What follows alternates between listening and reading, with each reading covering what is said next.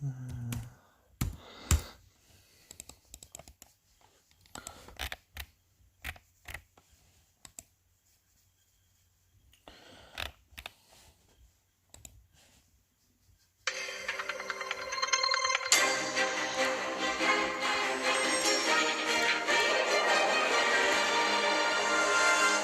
est 20 h, bonsoir à tous, voici les titres de l'actualité de ce samedi, dernier jour du mois d'août. Une agression au couteau à Villeurbanne cet après-midi, il y a un mort et 8 blessés, dont 3 en urgence absolue. L'auteur de cette agression a été interpellé, il est ce soir en garde à vue. On ignore pour l'instant ses motivations. Sylvie Cozzolino est sur place, nous la rejoindrons dans un instant. Stop the Coup, arrêtez le coup d'État. Des milliers de Britanniques dans les rues pour dénoncer la suspension du Parlement, décidée par leur Premier ministre Boris Johnson.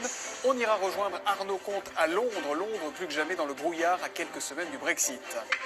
Les Bahamas redoutent l'arrivée dans les prochaines heures maintenant de l'ouragan Dorian. On s'inquiète et on se prépare aussi en Floride.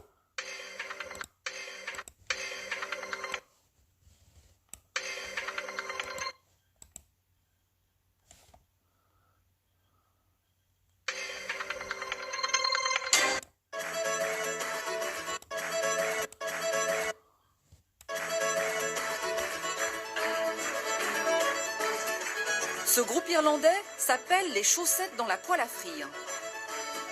Le lendemain, nos festivaliers retourneront sur Tatiou pour le concert d'Alan Stivell.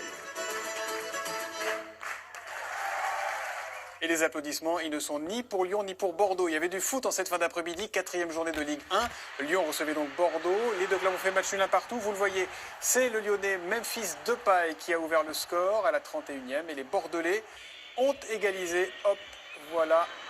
À la 67e, ça va rentrer, c'est dedans. Un partout, score final entre Lyon et Bordeaux.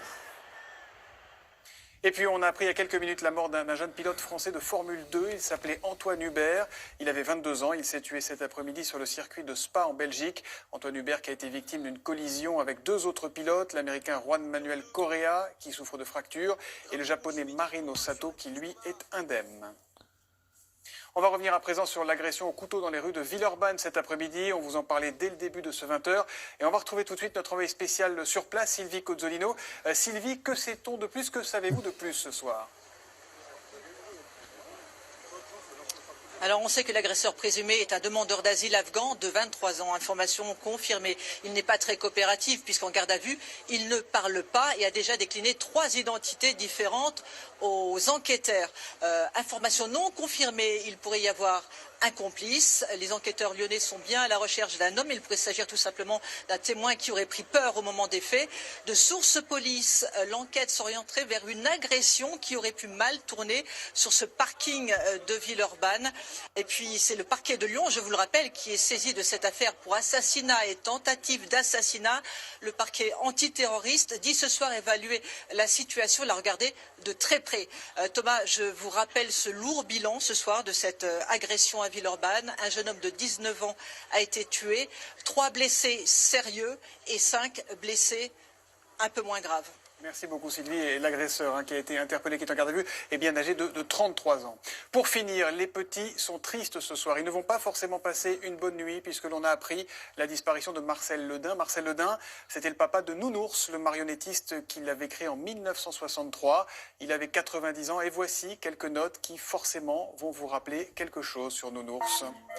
Et on va se quitter avec cette musique. Dans un instant, Anaïs Baïdemire pour la météo. Bonsoir. Bonsoir. Puis Fort Boyard. Ensuite, c'est Laurent Ruquier qui vous fera veiller tard avec le retour d'On n'est pas couché. Merci Nounours. Laurent qui reçoit entre autres ce soir Yann Moix. L'info, elle revient demain à 13 h avec Laïla Kadour. Et nous, on se verra à 20 h. Bonne soirée sur France 2 et bonne nuit les amis.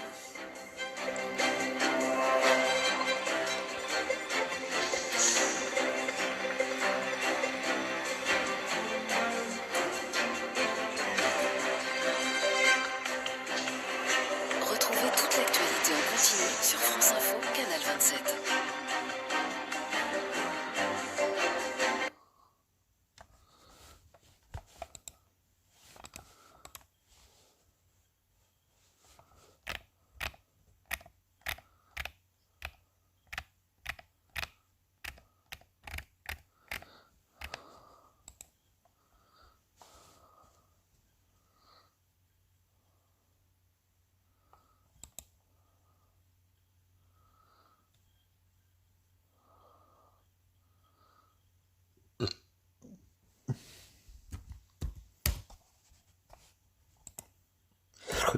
y ganamos.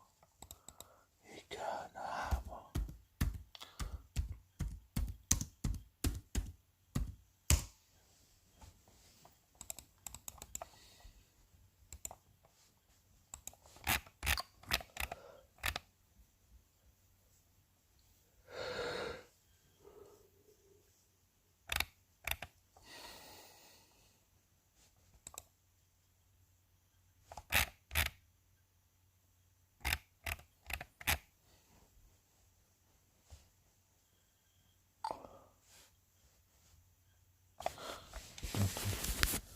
Deux ans.